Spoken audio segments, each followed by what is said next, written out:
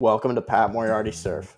I'm here to spread some stoke and prove that with a little bit of training and a little bit of adventure, anyone can go from a kook to chasing some of the best waves on planet Earth. I'm here to provide you with educational, entertaining, and relatable surf content. Subscribe, follow my progress, and support the dream.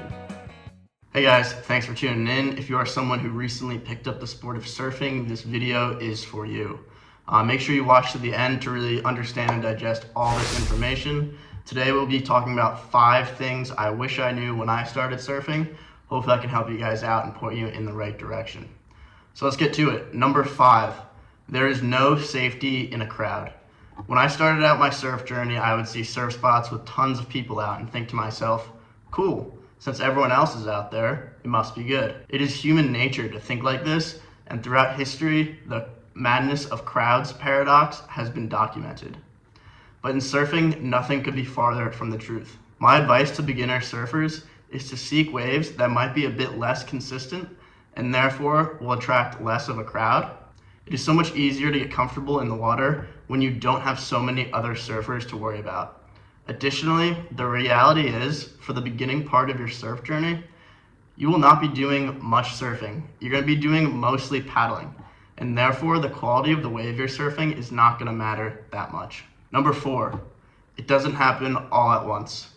Just like as humans, we first learn to crawl, walk, then run. Learning to surf comes in stages. First, we build our paddle ability and understanding in the water. This process is long, slow, and frustrating. I recall many sessions at the beginning of my surf journey when I would paddle out and catch nothing, not a single wave. My way of framing this in a positive light was that I was practicing my paddling. With each paddle, we improve. Once we have the ability to paddle well, read the ocean, and time the waves, the next major hurdle is perfecting the pop-up. The pop-up then becomes a bottleneck for the amount of waves we can catch. Trying to improve your pop-up success rate from say 50% to closer to 90% becomes the next major objective in your surf. Finally comes the fun part. Once you've been able to catch waves successfully, you begin to narrow down on surf style, turning, and reading sections of the wave as they form.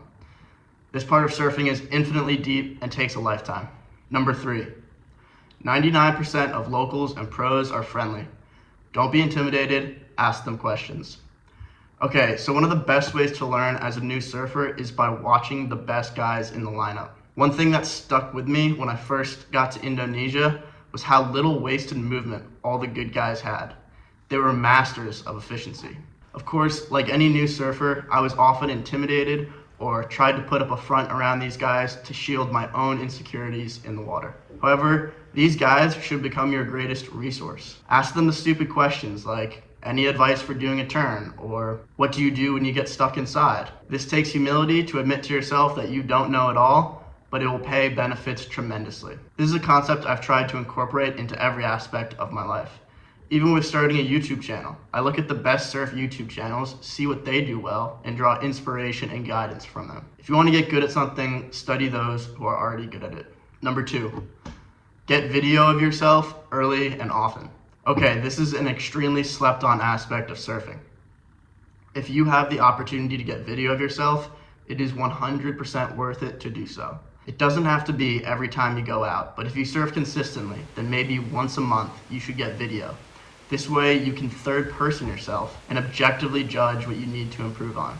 Additionally, you can show this video to pros and other guys who can give you advice.